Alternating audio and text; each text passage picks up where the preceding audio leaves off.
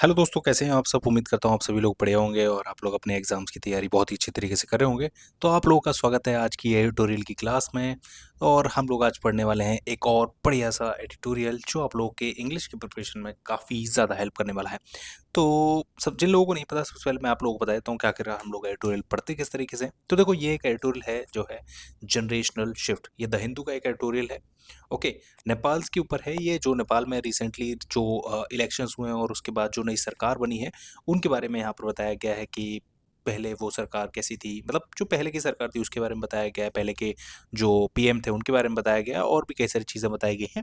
और जो अभी बाद में जेनजी का प्रोटेस्ट हुआ और उसके बाद गवर्नमेंट को ओवरथ्रो कर दिया गया और उसके बाद अब नई सरकार बनी है, तो उसके बारे में यहाँ पर बताया गया है। ओके।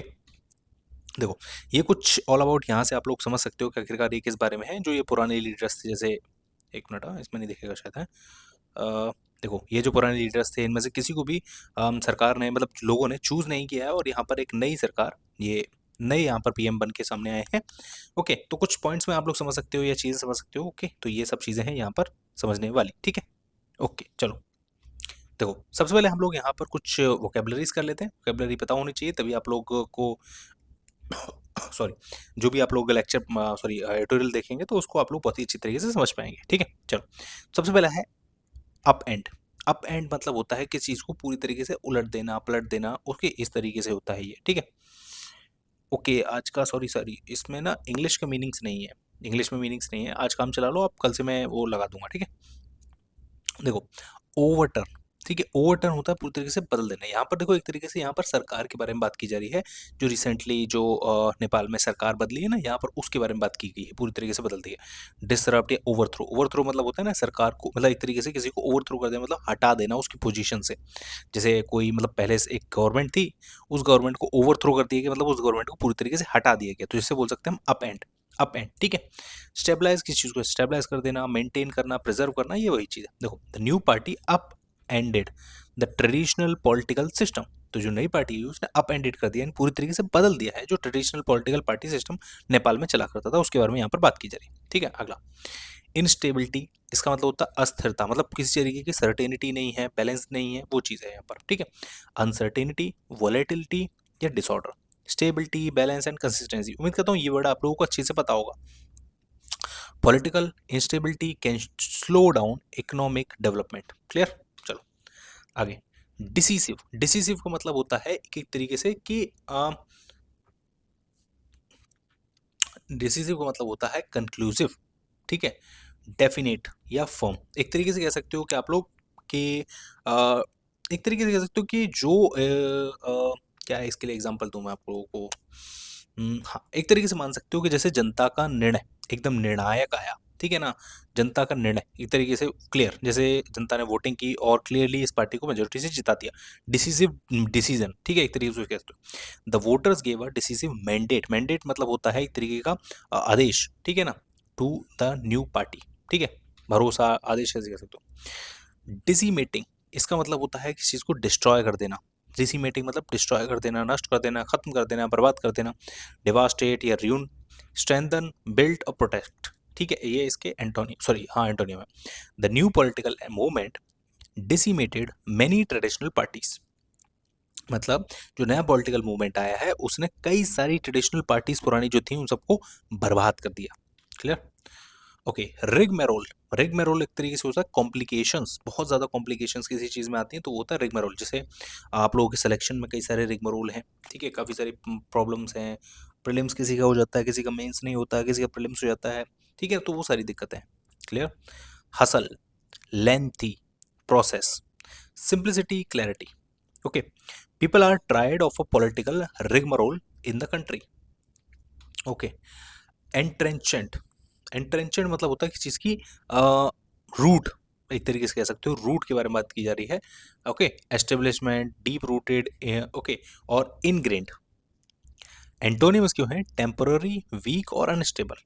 किसी चीज़ को, कोई चीज़ टेम्पररी है, कोई चीज़ वीक है, अनस्टेबल है, उसके बारे में बात की यहाँ पर की जा रही है।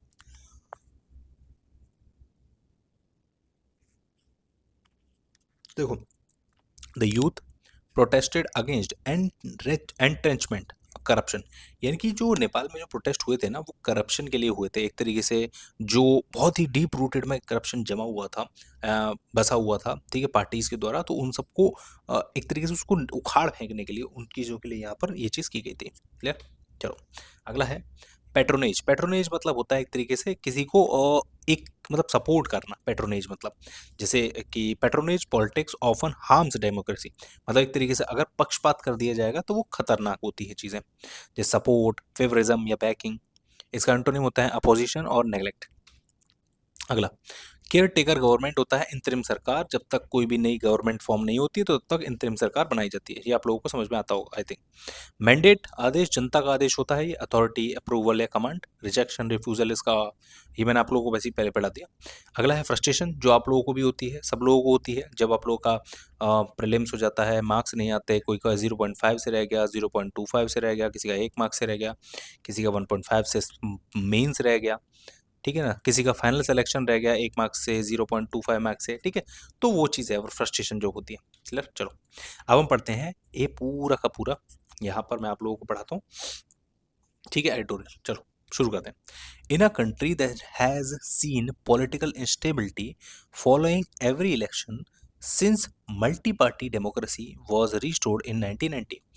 यहाँ पर ये बात की जा रही है कि 1990 से, जब से यहाँ पर मल्टी पार्टी सिस्टम इलेक्शन हुआ है, नेपाल की यहाँ पर बात की है, यहाँ पर पॉलिटिकल इंस्टेबिलिटी देखी गई है हर एक इलेक्शन में।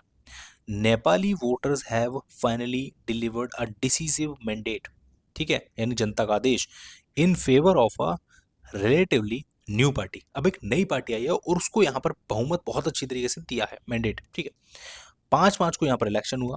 राष्ट्रीय स्वतंत्रता पार्टी, ये पार्टी का नाम आप लोगों को याद रखना है, ये आप लोगों से जीए में भी पूछा जा सकता है, ठीक है। फाउंडेड बेयरली 4 ईयर्स अगो, यानी कि लगभग 2-4 साल पहले ही ये पार्टी बनी है। Won a commanding majority in the 165 directly elected seats to the House of Representative। यानी कि यहाँ पर जैसे हमारे यहाँ लोकसभा होती है ना, वही चीज़ें यहाँ पर कि इन्होंने लगभग डायरेक्टली 165 सीट के साथ मेजोरिटी हासिल कर ली है। मतलब इन्हें वो नहीं है कि गठबंधन बना, नहीं नहीं नहीं नहीं, इनको पूरी डायरेक्ट मेजोरिटी है, ठीक है। एंड रफली लगभग 50% का प्रोपोर्शनल वोट्स मिला है। देखो इस पार्टी को लगभग 50% वोट मिला है, ठीक है। जबकि अगर आप लोगों को 30-35% भी अगर मिल गया ना, तो भी आप लोगों की सरकार बन जाती है। तो 50% मिला है, ठीक है। Decimating parties that dominated Nepali politics for decades, ठीक है। डेसिमेटिंग पार्टीज दैट डोमिनेटेड, मतलब यहाँ पर ये बोला जा रहा है कि जो मतलब बहुत डीप रूटेड, जो इतने साल से करप्शन में लिप्त हुई पार्टी, जो बहुत सालों से यहाँ पर रूल कर रही थी ना, उनके बारे में यहाँ पर बात की जा रही है। The RSP is not the first to secure a decisive majority under the new constitution of 2015।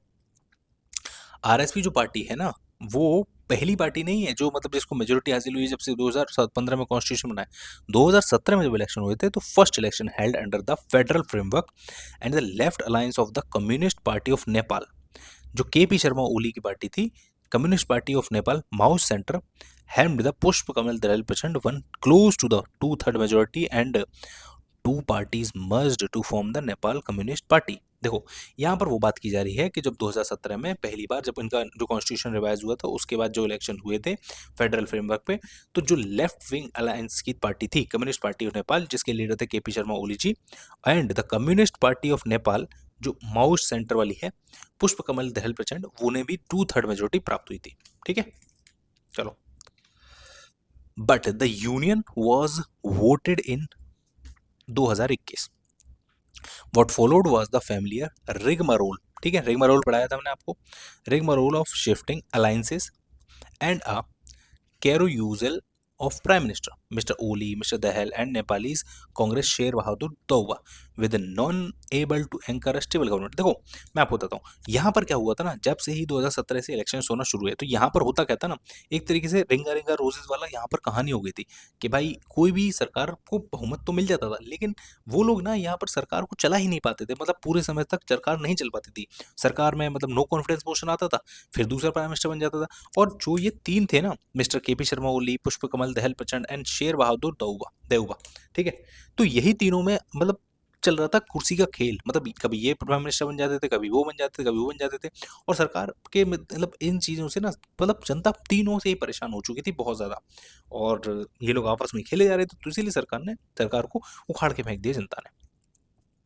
It was this dance of the status quo that provoked the 2025 youth-led Gen Z uprising against entrenchment, corruption and patronage politics, जो मैंने आप लोगों को भी बताया था कि सब लोग परेशान हो गए और फिर 2025 में यूथ जेन जी का अपराइज हो गया, eventually leading to mister Oli's resignation and Sushila Karki led caretaker government.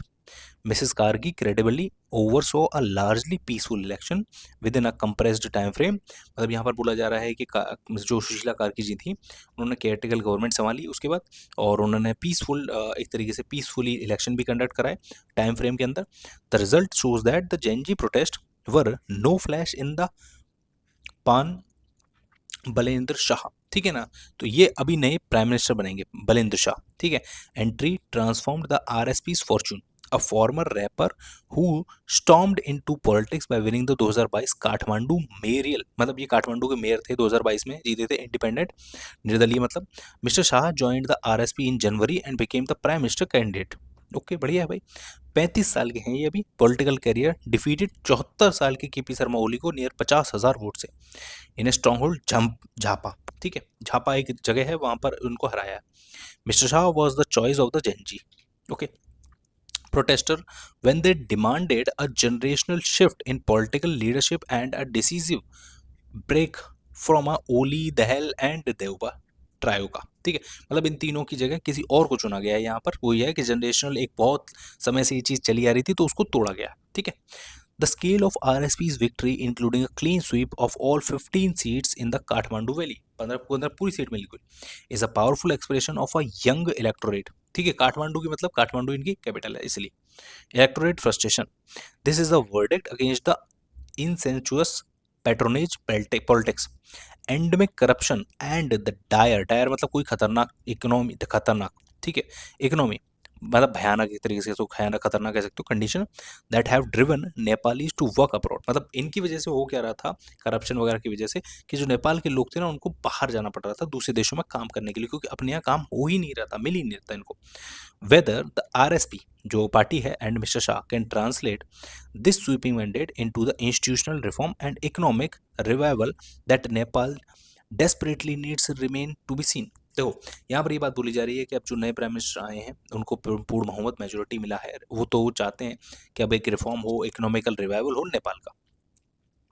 Mister Shah's tenure as a mayor drew criticism, इनको क्रिटिसिज्म मिला था for an anti-poor and technocratic approach to urban governance. The mandate must be greeted with caution. देखो, इनकी कुछ नीतियों की वजह से इनको क्रिटिसिज्म वगैरह मिला था, बट अब ये वहाँ के प्राइम मिनिस्टर बन गए हैं तो उम्मीद करते हैं कि देखो काफ़ी अच्छा काम करें और अच्छा नेपाल को आगे ले जाए. ठीक, तो इससे आप लोग इस पूरी का समरी समझ सकते हो. यहाँ पर देखो, ये बलेन शाह हैं जिनको अभी प्राइम मिनिस्टर बनाया गया है. ठीक है, केपी शर्मा ओली ये भी हार गए, पुष्पकमल प्रचंड ये भी हार गए, शेर बहादुर देवुआ ये भी हार गए. ये ओल्ड ट्रायो का है जो मैं आपको बता रहा था ना, वो यहाँ पर हुआ क्या है. ठीक है, इससे आप समझ सकते हो कि देखो डिसीजिव डिफीट हुई है जो डेकेड ओल्ड डोमिनेंस था, पुराने जो डोमिनेंस थे उसका. Youth led Gen Z uprising against corruption and patronage, तो उसके इन्होंने उखाड़ के फेंक दिया है. The dance of startup status quest is over. जो डांस चला था ना, मैंने आपको बताया था कि भाई कभी ये बन जाते थे, कभी ये बन जाते, कभी ये बन जाते, तो ये रिंगा रिंगा रोजेस यहाँ पर खत्म हो गया है. A former rapper storming in to a power, तो यानी कि अब ये जो फॉर्मर रैपर थे ये अब देश के प्राइम मिनिस्टर बन गए. अब इनसे स्ट्रॉन्ग एक्सपेंसेस ऑफ फ्रस्ट्रेशन, इसका रिजल्ट है ये चीज़ें. ठीक है, अब उम्मीद इनसे बहुत अच्छी है, देखते हैं आगे क्या होता है. चलो, तो इसमें से कुछ फ्रेजल वर्ब हैं वो भी हम लोग पढ़ लेते हैं. क्या फ्रेजल वर्ब है. देखो, स्टेप असाइड, इसका मतलब होता है किसी पद को छोड़ देना, हट जाना वहां से. टू रेलिंक्विश अ पोजीशन और role to let someone else to take over. जैसे Nitish Kumar decided to step aside from active politics and active governance. Push aside, push aside का मतलब होता है इग्नोर करना, रिमूव कर देना. ठीक है, उस तरीके से नजरअंदाज करना, पुश असाइड. ठीक है. अलाइन विद मतलब होता है तालमेल बिठाना. टू मैच और coordinate with the larger pattern और गोल. इमर्ज ऑन, टू राइज होना, शीर्ष पर उभरना ऊपर. ठीक है. प्रोवाइड फॉर, अलाउ करना किसी चीज़ को, पॉसिबली समथिंग जो है, टर्न अ पेज, मूव कर देना, मतलब सर्टेनली कोई नया फेज़ के लिए आ जा, ठीक है? तो देखो ये था आज का इम्पोर्टेंट एडिटोरियल का सेक्शन। उम्मीद करता हूँ आप लोगों को वीडियो पसंद आया होगा, समझ में आया होगा। कोई भी डाउट है, कोई भी सुझाव है तो आप लोग नीचे कमेंट करके ज़रूर बताइएगा। वीडियो को पसंद आए वीडियो को लाइक एंड शेयर ज़रूर करिए। चैनल पर नया है सब्सक्राइब ज़रूर करके जाना। हम लोगों का टारगेट है कि इस महीने के अंत तक 500 सब्सक्राइब कर लें। Thank you so much for watching दोस्तों, मिलते हैं नेक्स्ट वीडियो में। Till then bye bye, take care.